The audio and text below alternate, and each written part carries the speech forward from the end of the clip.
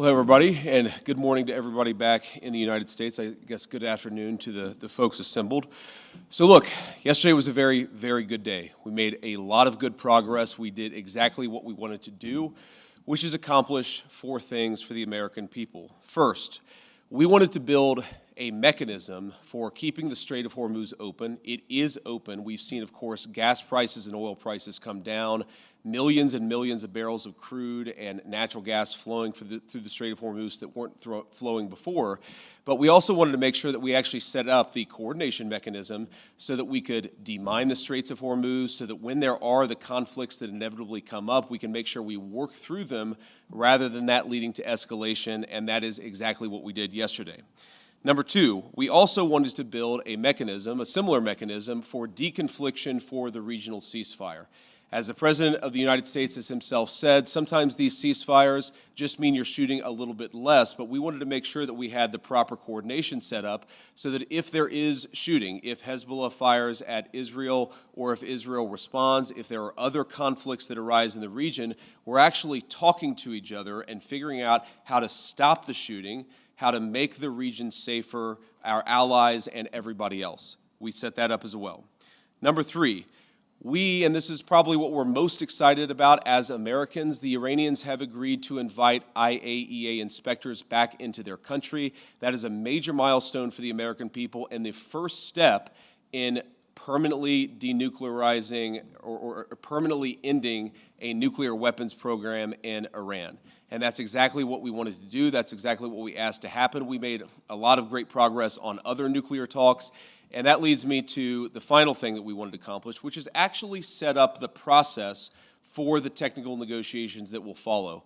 Our teams working with the Iranians, the Qataris, and the Pakistanis made great progress yesterday. They will continue to work at the technical level with the teams here in Bergenstock, and then those technical negotiations are going to continue over the weeks and days to come. We wanted to set up a structure for that so that you could have proper political oversight, but obviously, as much as this place is very beautiful, I can't stay here for the next 60 days. I'm about to go back home to the United States, but the technical teams are going to be working with proper oversight to make sure that we're accomplishing the objectives that matter for everybody. So those are the things that we wanted to accomplish. We came here, we did exactly that. The way that I think about it is very simple. We laid a very good foundation for a successful final deal. The final deal is the house. We set the foundation. We haven't built the house, but we've laid a successful foundation to get to a good place for the American people. I think it's important for all of us to appreciate how much was done, but honestly, there is still a lot to do as we continue to make progress on the nuclear talks, on the economic talks, as we continue to demine the straits and ensure that that flow of traffic continues to pick back up. A lot of progress, but still some work to do, and we're very committed to doing exactly that. So with that, I'm happy to take a few questions from guys in the audience. I appreciate you guys being here. Let's start with you. Thank you, Mr. Vice President.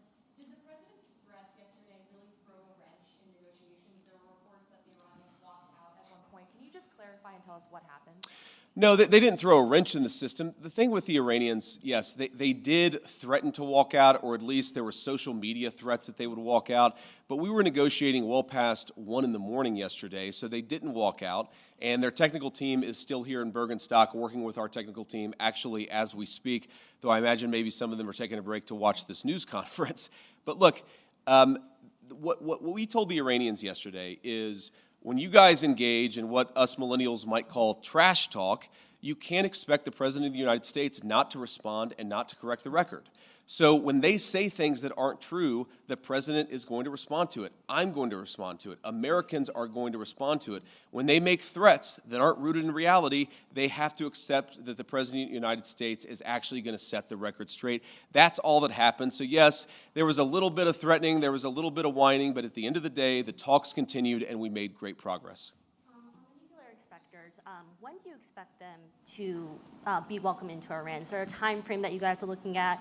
And also in terms of when we could see this entire conflict end, do you think this can end by the midterm elections? Well, look, right now the conflict is in a ceasefire, and certainly our hope is that we get to the final deal and a permanent settlement. But right now, I think we've made great progress, and we should all celebrate that. In terms of when the nuclear inspectors are going to start, it's funny, we were trying to call some of the inspectors last night around 2 in the morning.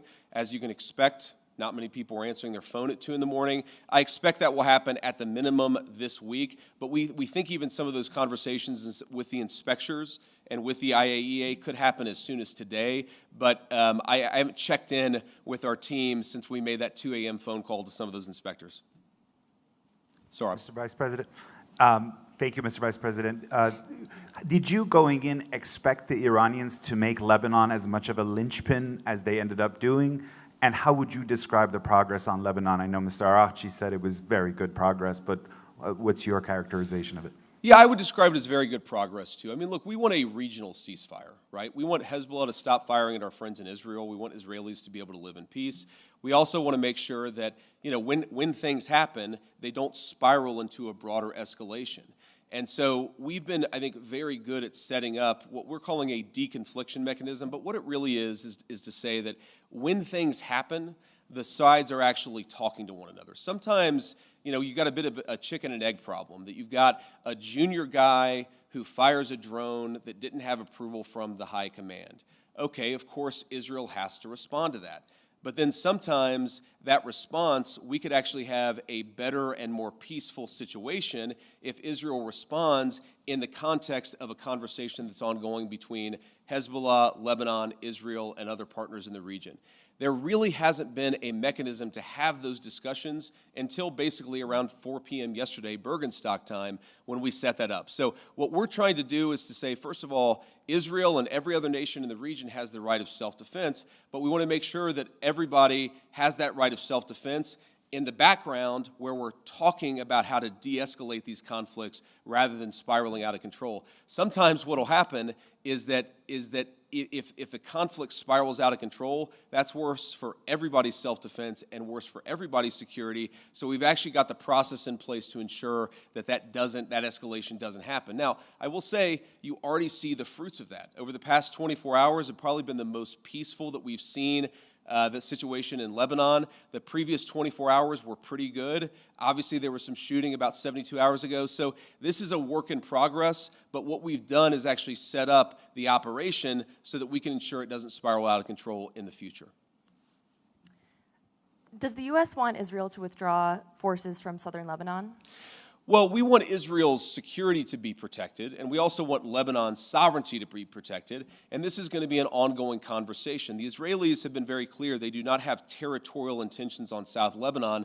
The reason they feel they have to be there is because they're worried about Hezbollah fighters in South Lebanon firing into Israel. We do believe, of course it's going to require a lot of hard work, that we can get to a place where Lebanon's territorial integrity and sovereignty is protected, Israel's security is protected, and that's going to require some coordination with the Lebanese armed forces, and also it's going to require the Iranians to rein in Hezbollah. That's all the sort of things that we were talking about yesterday, and again, I think that we got much further compared to where we were just 24 hours ago.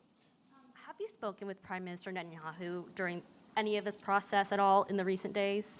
Yeah, we were in constant contact with the Israelis yesterday, but also, of course, with the Saudis and the Emiratis and others in the region.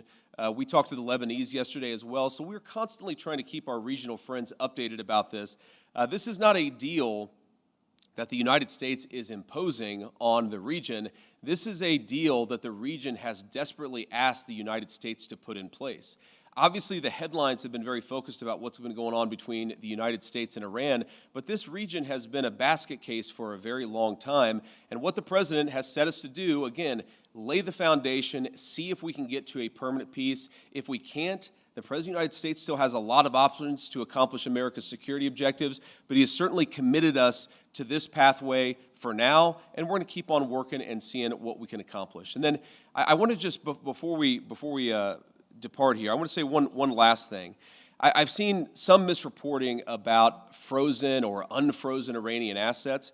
One of the other things that we wanted to do, and wasn't as high of a priority for us for obvious reasons, but we wanted to make sure that we set up a process where if we ever unfreeze Iranian assets, we can ensure that that money, that Iranian money, goes to help the people of Iran and not to fund terrorism. So Jared Kushner actually came up with a very interesting solution with the Qataris, where basically, again, if there is any frozen Iranian assets that are unfrozen, then we have approval over that process. The Qataris have approval over that process. And then the money would actually go to buy American soy, American corn, and American wheat for the benefit of the Iranian people. And as much as I see some of the press misreporting on this, and of course, buttressed by what the Iranians are saying, or not all Iranians, I want to be clear, there are a lot of Iranians who are telling the truth about what happened yesterday, but you see some social media reporting that gets this wrong. But fundamentally, what Jared and the Qataris and the entire team here in Bergenstock accomplished is, to me, a classic Trump deal, where if Iranian assets are ever unfrozen, they're going to go to make American farmers richer and to feed the Iranian people. That's a very, very good and very classic Trump deal that's great for our people, great for the people of Iran, and fundamentally, again, will contribute to this regional security architecture that we've built and that we're going to work very hard to ensure that it endures. So from Switzerland, thank you all for being here. I appreciate the questions and I appreciate the engagement. I am looking forward to going back home, and we'll certainly keep everybody updated on what happens in the days and weeks to come. Thank you all.